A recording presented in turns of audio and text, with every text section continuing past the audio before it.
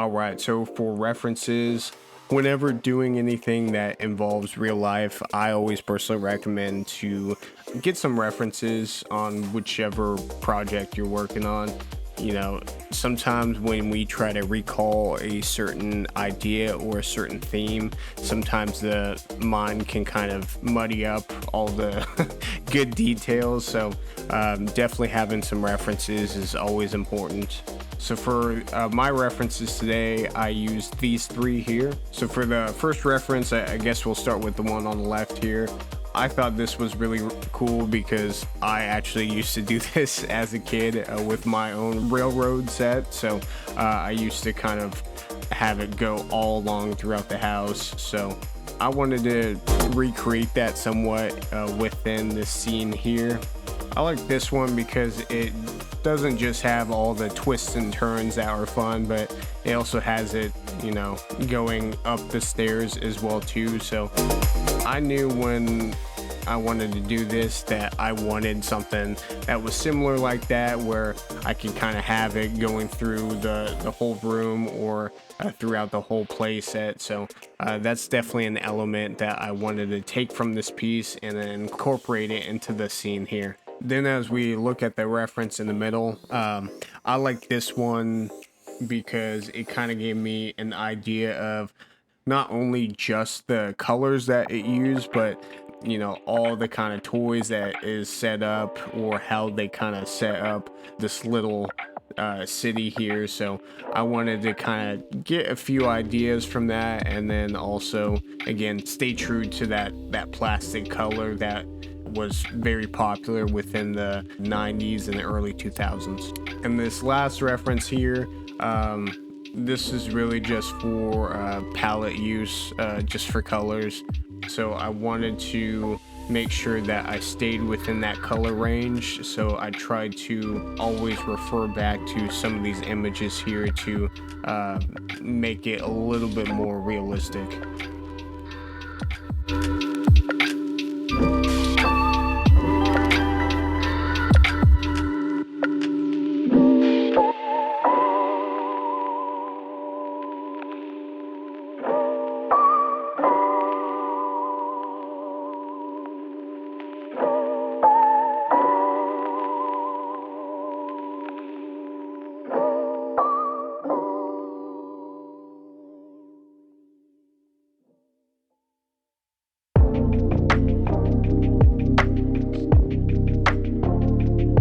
To start off here, I use a S curve to kind of give me a good boundary of where my scene should be, and then I bring in a cube here and shrink it down, and we're going to use this cube as our floor.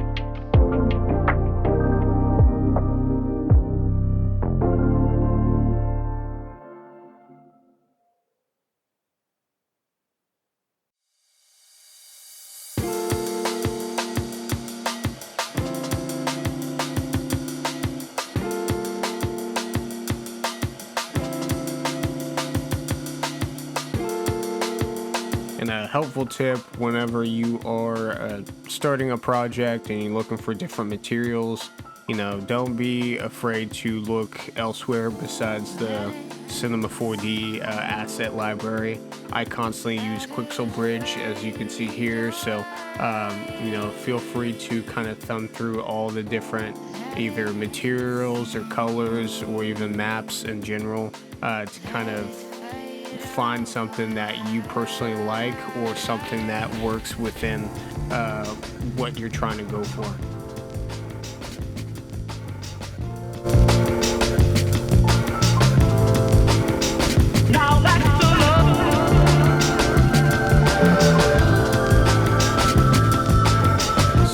Pretty simple so far. So again, we just used a cube to shrink it down into our floor. We did use another cube asset to shrink that down into the crown molding, and then right now we're just using the S-curve as our wall, and then eventually we're going to change that up here into something else.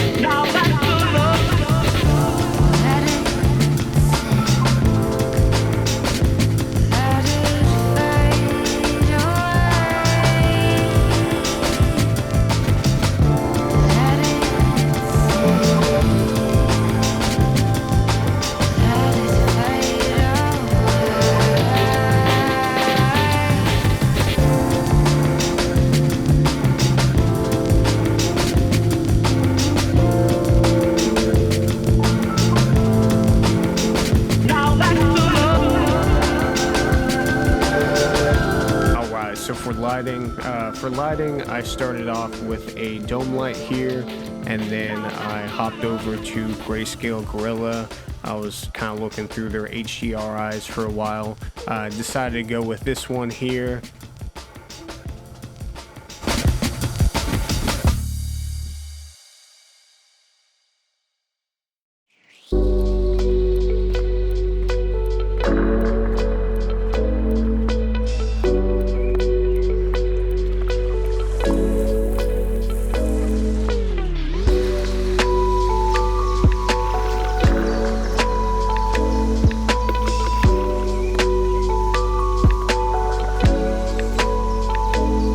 Once I found the one I liked, I went and brought a area light over just to kind of give me an idea of what kind of lighting I would have from a window source.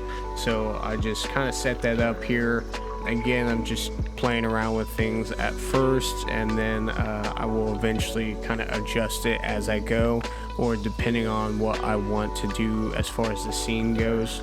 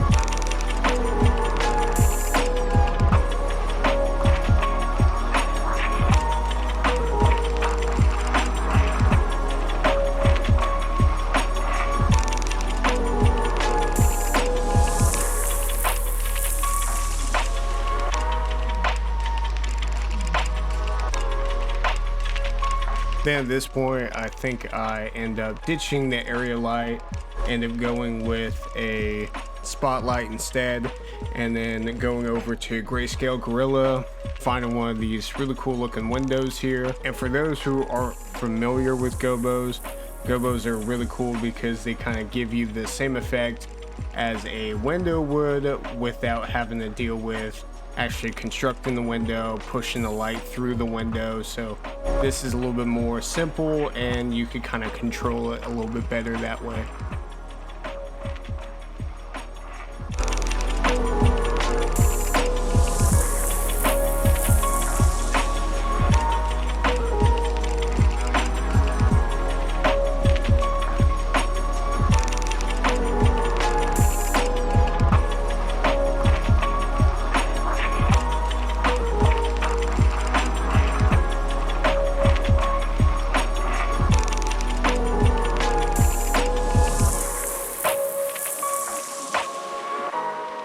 All right, so for colors, so far we've used this ash wood, this asset that we got from Grayscale Gorilla, and then so far we're using this stucco wall that we found on Quixel Bridge.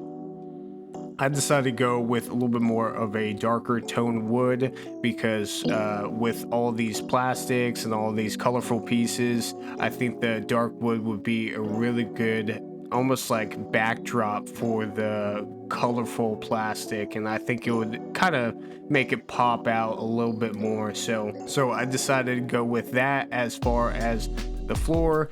And then for the wall, I wanted something that was just a little bit more of a neutral color, so I decided to go with this stucco wall here from Quixel Bridge.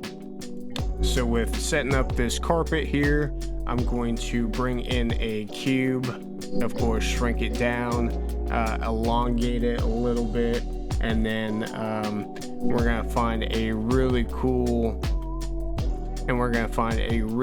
looking carpet texture for this.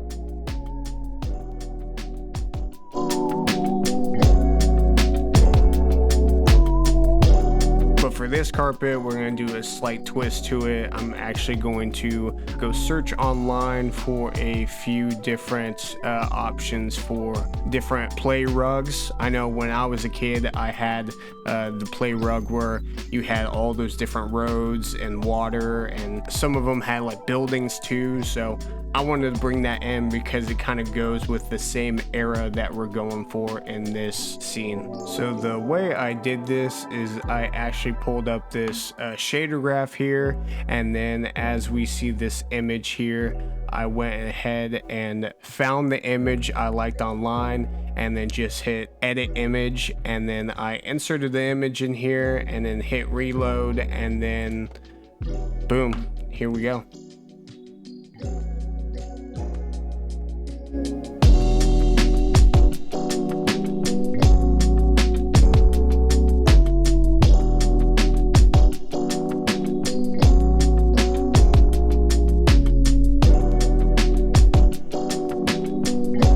So now that we have the whole scene set up, we have our really cool looking carpet, we have the floor, we have the wall, we have everything set up. We're actually going to go into Grayscale Gorilla here. What's really cool is they dropped this new asset pack of all of these really cool looking buildings and kind of like toys in general. So what we're gonna do is we're gonna bring out all these different assets here and see if we can find something cool for all of them. So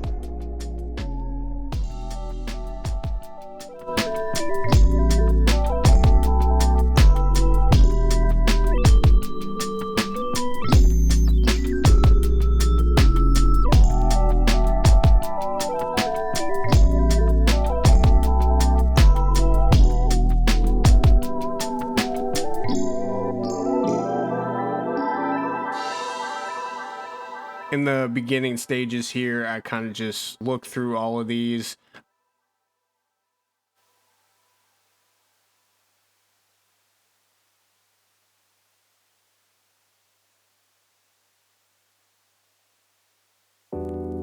And then what I'm going to do is kind of bring them all in, push them off to the side, and then eventually find a cool home for them within the scene. So, but before we do that, we gotta make the track first. So let's make the track.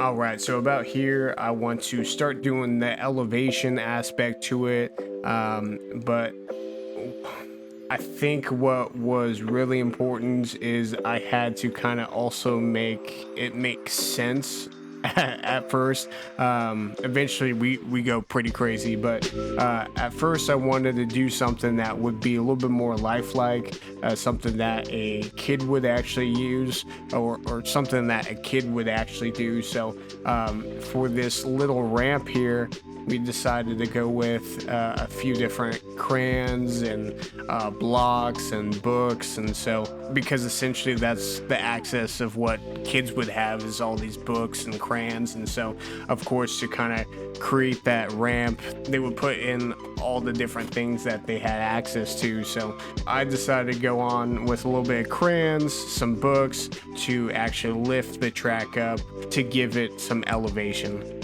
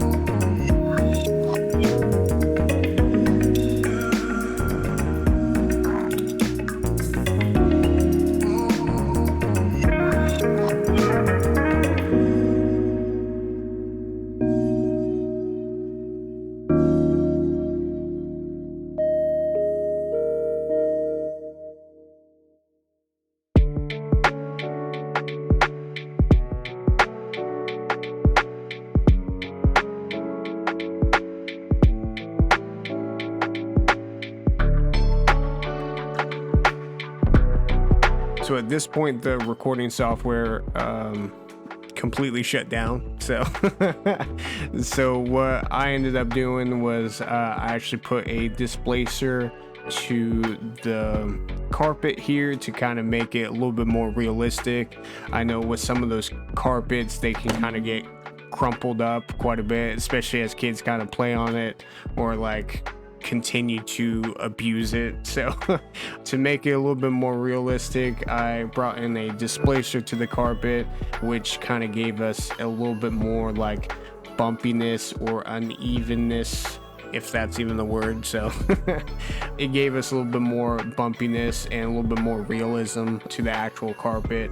It did end up being kind of a pain with setting up the track here, just because to make it realistic, I also had to move the track along with the bumpiness of the carpet. So since it wasn't all the way flat, I did have to kind of move some of the railroad around again to make it a little bit more realistic and to go with the bumpiness of the carpet.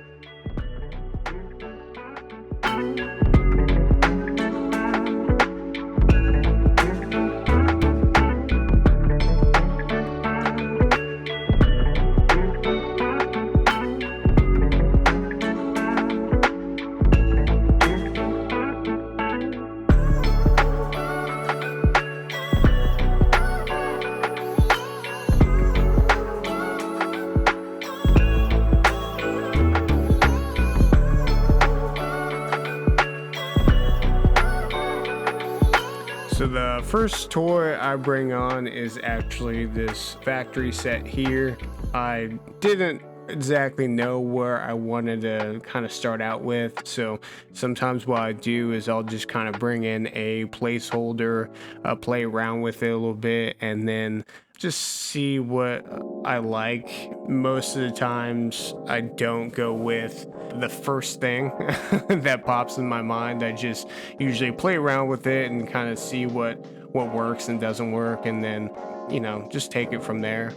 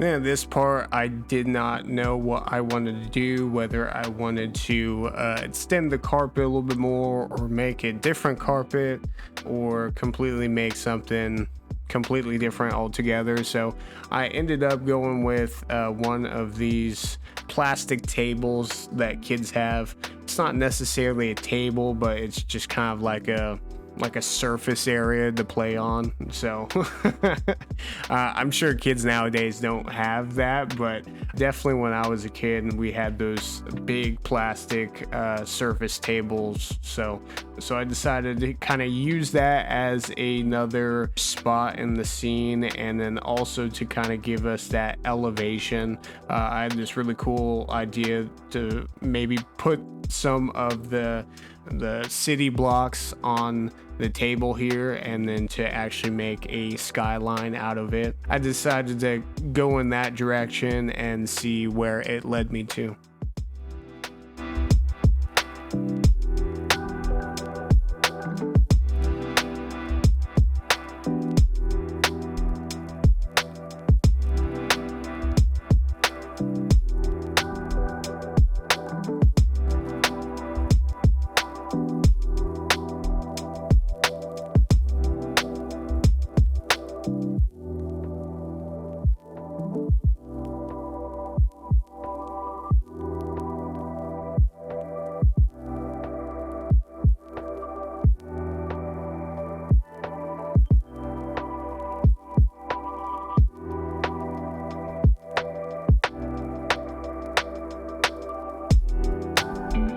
And then at this point here, I kind of already decided in my head that I actually wanted to go along with that, where I wanted to kind of make the carpet more of a just like a town. I would put up a few different houses and some trees here, and then use that blue surface that we have for the skyline.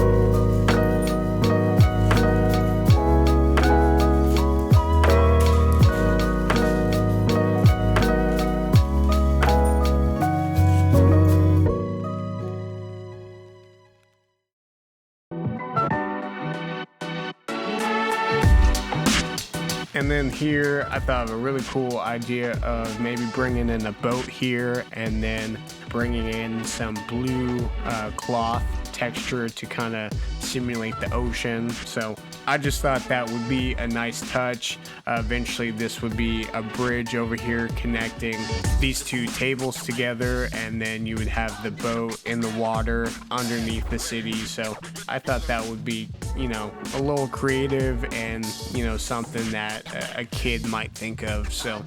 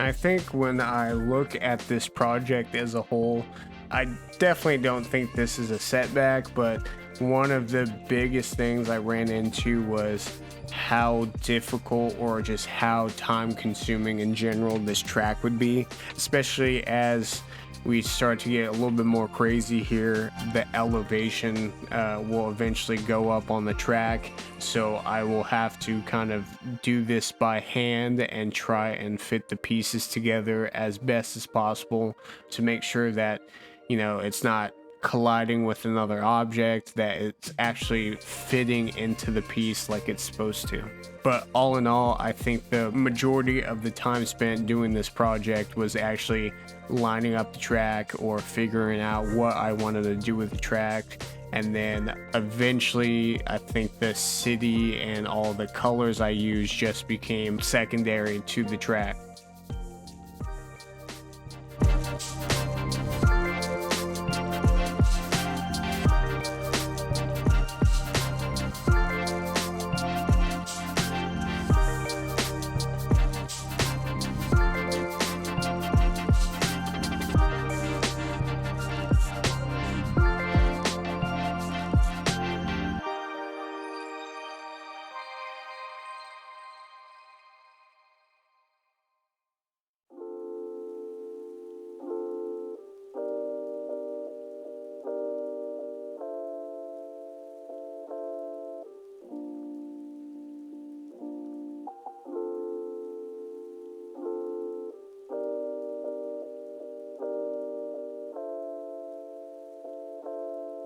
All right, so usually about a halfway through, sometimes what I'll do is I will either render out a specific scene or find a specific camera angle and kind of play around with it.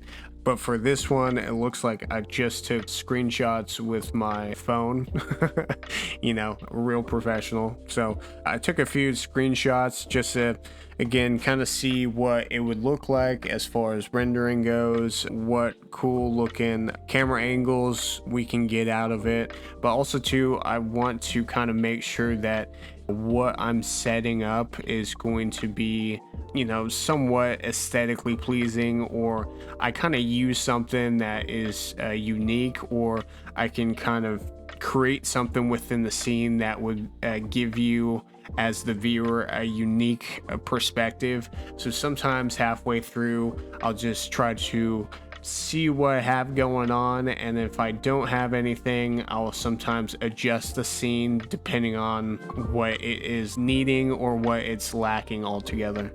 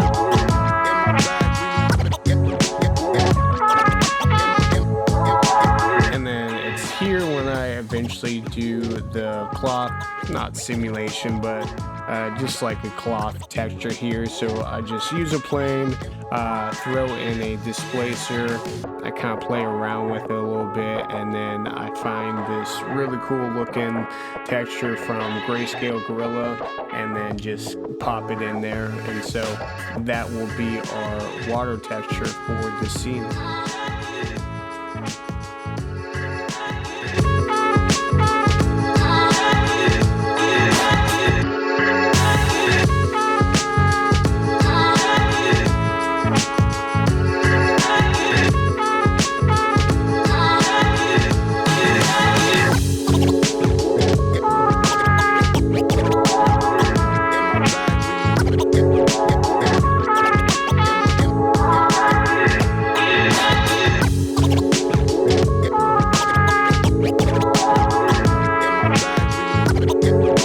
At this point, I have the track set up, I have all the buildings set up, but I want to bring in a little bit more toys to the scene. So I just jumped over to Quixel Bridge. They had a few different animals here, blocks, and so I decided to bring in most of these here and then kind of just play around with it, see what I like the most, and then set up the ones that I do like, and then eventually get rid of the ones that I didn't care for too much. So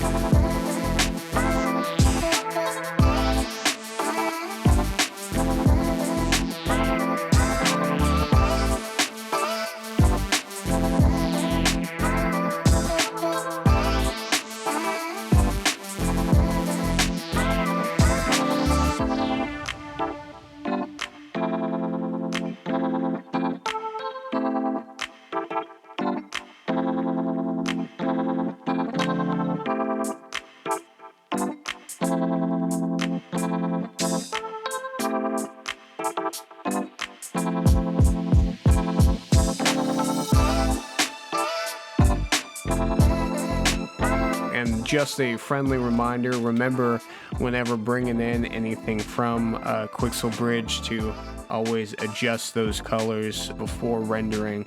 Sometimes it's a little too bright, or even when you're looking at plants, sometimes the luminance is completely off. So just don't forget when importing some of these assets, just double check on what it's going to look like before spending a good amount of your time rendering, just to find out that it didn't come out how you wanted to. So just don't forget to do that from either Quixel Bridge or any other third-party asset store.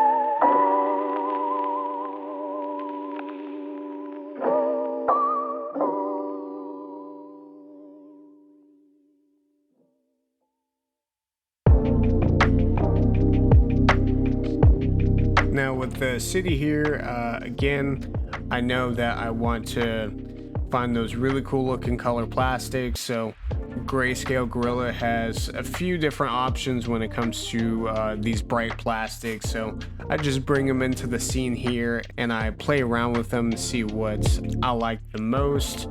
I know some of these also have different displacement or just textures in them as well too, so you'll be able to see that as I'm kind of playing around with the colors and seeing what I want to go with. And sometimes most of your time spent is going to be, trying out different colors or different textures to kind of get a good look that you're happy with. So a lot of times you're going to have to kind of play around with it. I know with me, I usually pop up the render view because the render view gives me more of the whole story when it comes to these colors and textures. So sometimes whenever I'm playing around with new colors or just like different assets I'm not totally familiar with, I'll sometimes pop up the render view just to kind of get an idea of what that specific color or texture brings to the scene.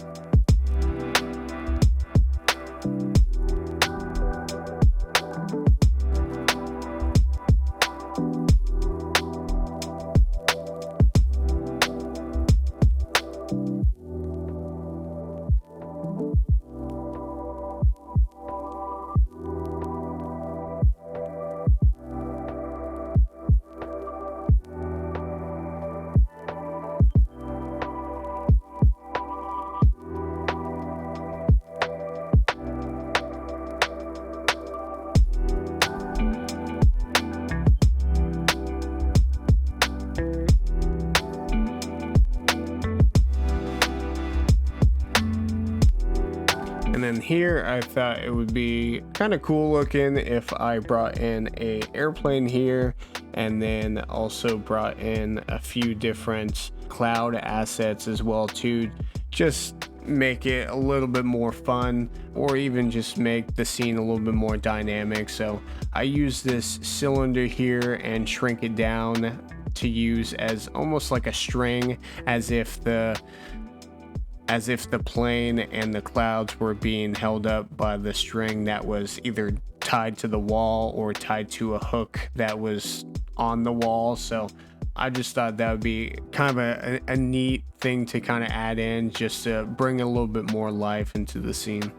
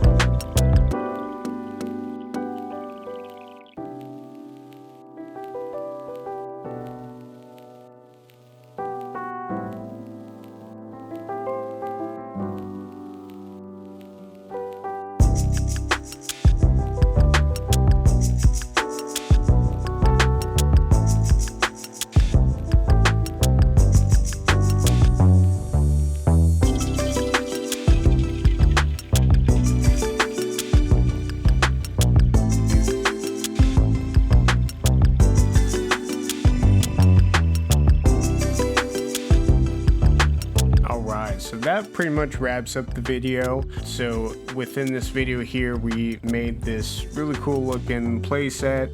The next step in the project is to actually animate the train. So in the next video that I make for this series, I'm going to animate the train.